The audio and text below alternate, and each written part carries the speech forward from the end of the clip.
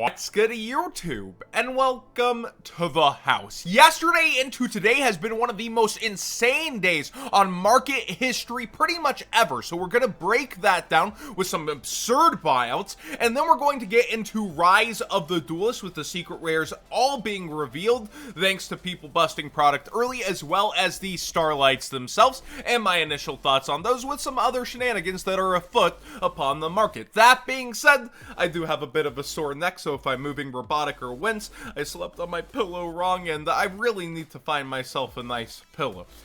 Eldritch the Golden Lord, $160 here. That's pretty high, but we saw screen caps just the other day of it being towards 240 plus on its initial buyout. So it's falling back out, and where he lands, I expect still to trickle down towards 130 because we don't have events. His reprint clock is ticking versus us actually getting to play him in person. And the thing with Golden Lord is, yes, he's from a side set. Yes, there's less of him to go around than something from a core set. And you can play Numeron, Eldritch, Synchro, Eldritch, many of the top decks in current gameplay. I just don't think the meta and those cards, we're seeing a ton of examples, are where a lot of focus is when it comes to the market, and the sales rates will probably be pretty terrible from there on out. Actually, speaking of meta, I just want to show you backing of that. Eternity Code, something that's not likely to have any reprints until way later. Well, everything from it's still falling out. Access Code Talker, remember me and pretty much everyone else thought this would be the next $100 card, sitting here at $62. We see Arnimador Archosaur, a huge boost for Dinosaur. He's 30. Girsu, the Orcus Mech Knight. Yeah, Orcus didn't pan out like most people thought it would. $26 when it was pre-sailing $75. That's its own problems and reasons. Ghost, Mourner, and Moonlit Chill towards 30. And Link Ross down towards 13 just because people are scared of ban list. Because again, ban list clock as well versus actual gameplay. It's kind of crazy the penny stonks among here too. People are not as interested in current meta gameplay, and there's still the looming threat of the ban list coming up. So this one's pretty wild to me. I couldn't have seen it coming, especially with rumors of reprints and, you know, even the Konami employees saying, well, of it reprinted towards gold. While I don't take the rumors as seriously, I do take hints from Konami employees pretty seriously. What a wild buyout. Speaking of wild buyouts that I could rant about for 10 whole minutes, 10,000 Dragon got bought out last night, and you already see the fallout of people listing and saying, yeah, I'll take the 15. Yeah, I'll take the 12. People who might have bought this even at 1,000 could be plussing 400 if you ended up buying that from them. And we see over on eBay already in the brand new listing, mint $12.50, and it was bought out over here as well. Man, I did not see this coming this early, but then again, the people with deep pockets do like to make their moves. Nobody used my TCG player link in the description down below, costing nothing extra to support the channel directly on this huge buyout. I wish y'all would've. But, be it bad or good buyouts, let's talk about 10,000 Dragon and Utopia, because they do kind of go hand in hand here. There are still, without Utopia having a buyout, almost as many Utopias on market as 10,000 Dragon with this kind of a fallout. People are hoping it goes towards 2,000. It's trying to rest near its original listing price of 1,500. There's still just too many of these on market right now. Somebody might have wanted to call it a good long-term investment and put a lot towards it, or they hoped that the hype would get everybody to list around 2K, but we do see people coming in under, and it's going to take rolling buyouts on even something this big for it to stick like that. But people that usually do invest like this do tend to double down. So I think that people will be after this in a similar fashion in the future, and because of the scarcity within the set, 1 per 2 cases is still pretty scarce, even with only 2 Starlights. People are really going to be pushing this one in the future. Is this my new nemesis like Dragon Maids? Not necessarily. I just thought it was ridiculous out the gate at 1,500. I knew you would have opportunities to buy it lower. You still have opportunities to buy it lower. I think spending 1,500 is ridiculous now on this card, and you can wait. I think it'll float back towards 12 before we see somebody maybe move on it again and stuff like that happen, but it's definitely going to cause panic. People going, oh, I should have gone ahead and got it. I'm going to go for it. I personally called it going down towards 800 and went down just under a grand, and then it respiked. So here we have something moving very fast for its history out of a side set, and it's crazy. Now, my original problem with this card was more so the rumors spreading around, the misinformation, and it reminded me a lot of the early Space Godzilla Crush Card Virus version, where the foils pre-sold for 300 and you see this fall out to 18. Now, it's not a one-for-one comparison. This is an uncommon, if I recall, meaning that it's pretty easy to pull, and you were seeing people pull both a version of it as well as its foil out of singular boxes, and while those boxes, you know, they're not going to continue to give this version of the card, and people thought that this name would really sell it, well, it didn't. But the thing with 10,000 Dragon is, despite all the rumors, it's still hard as crap to get out of 2 cases. Therefore, people can go and buy this out, and it will take its time trying to go back down, and then they can just do it again if their pockets are deep enough, or it's a group of vendors deciding this is a really good thing to do. Utopia sitting here, I still think personally 10 years down the line, he's the long-term winner. We're talking long term.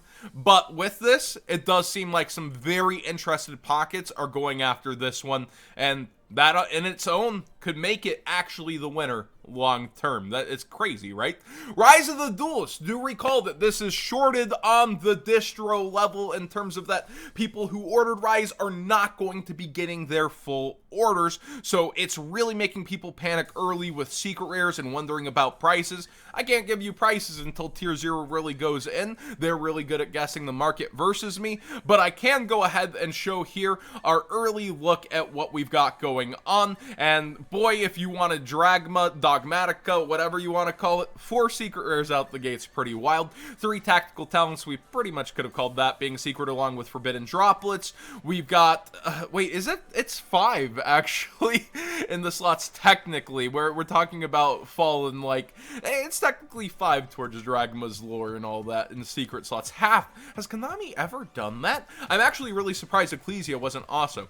With pendulums, Konami's like to pretend they don't exist. We got a bunch of imports here, and the Odd Eyes Revolution Dragon ends up in secret rares. I do not think the Adamancipator secret's a good pull. A lot of them are not going to be playing it. It feels almost tone deaf to be up here in the secrets. And then the Chaos Dragon, the secret, Synchro.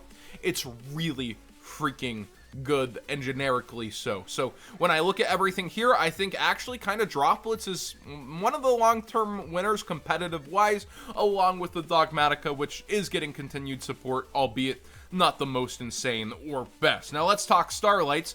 Ecclesia did end up here in the Starlight range. I think that Gaia is, odd enough, even as a classic monster, the loser of the Starlights when we look at all of them. It seems like the one that will be the least chased after, despite looking so freaking awesome. And in Japan, this version in particular is not that hyped, whereas the original that was kind of the box topper in a sense is.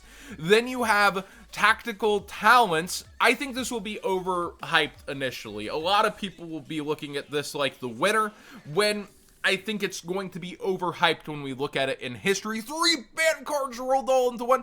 Great card, but I do think it's like susceptible to being overhyped.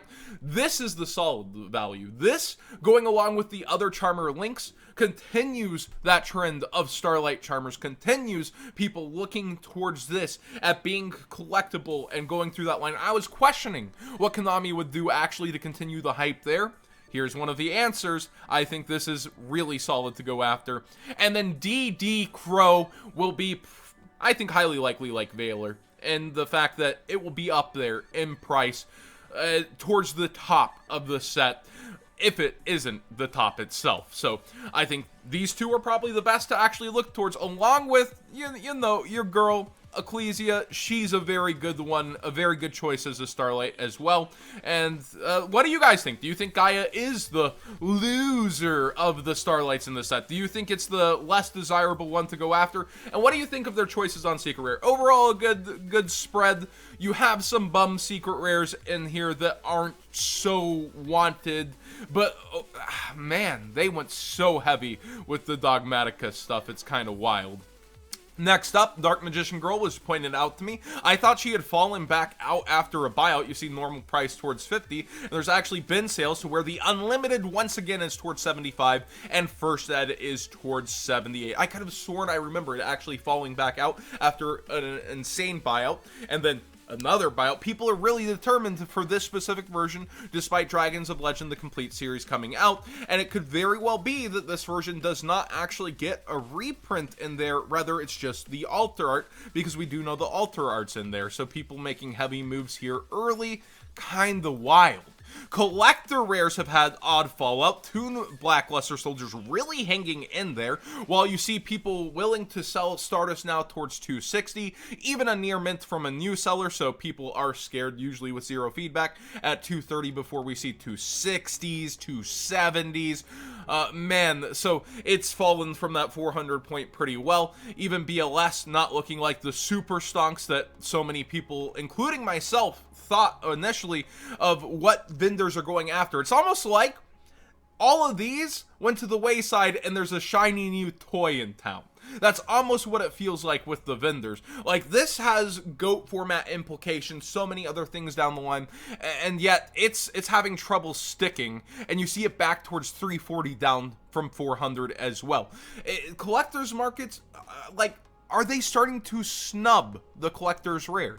I don't think so necessarily. These are still very huge prices for what they are, but I would have thought Blackluster would have bubbled up by now, and many other of the cards are just pretty good deals. Desires had attempted buyouts on it, and I thought that was weird because it has the ultimate rare.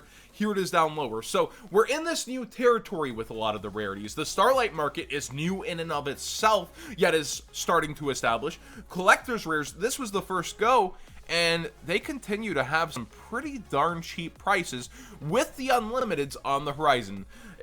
You actually have some weird points in history where, like, the unlimiteds could spike the first eds as people start chasing after those two are getting excited about it, and vendors look around, but this is odd to me, and again, I think it's directly, there's a shiny new toy in town where a lot of the money is leaving looking at these kinds of things. And finally, good old core TCGs, Con Playmat with collaboration with Konami.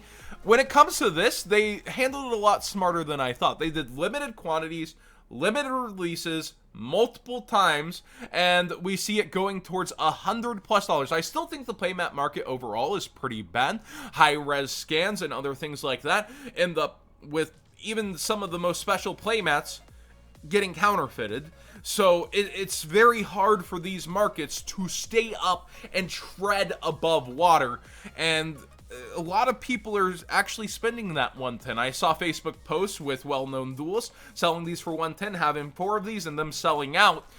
In the past, Core TCG just put up all their quantities on the site and they would last forever, but now this one seems to be a hot ticket item, and they also, Konami had the Yugi tubers kind of shouting this one out as well. So much attention, limited releases, they handled it very smart, and the market really did develop and make this more of a special thing during, you know, where everybody's at home looking for stuff from Comic-Con.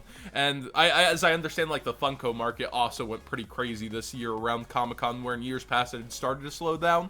Like, Comic-Con's always big for it, but it had been slowing down for a bit, and this year is more insane than it has been. So, collectible markets in general, they're kind of hard to predict. But what do you guys think of Collector Rare versus Starlight Rare, and how it's actually panning out versus, you know, only having 2 in Battles of Legend, but Battles of Legend boxes being up in price? There's no one-for-one comparison with 10,000 Dragon, and it is a landmark card. I still just have this creeping feeling over time the Ace monster wins. Over time, that's what I feel, but these early showings tell a hugely different story. Market Man can be wrong sometime. Thanks for watching. Please subscribe if you haven't already. Give this video a thumbs up if you enjoy the discussions. Open, honest, and out here as always. Use that TCG player link when shopping, even if it's big boy buyouts. Thank you so much if you do. Or even if it's as small as penny stonks. And seriously, we're in wild times here. Like, just unprecedented in terms of the buyouts. And the second round, the checks aren't even here yet.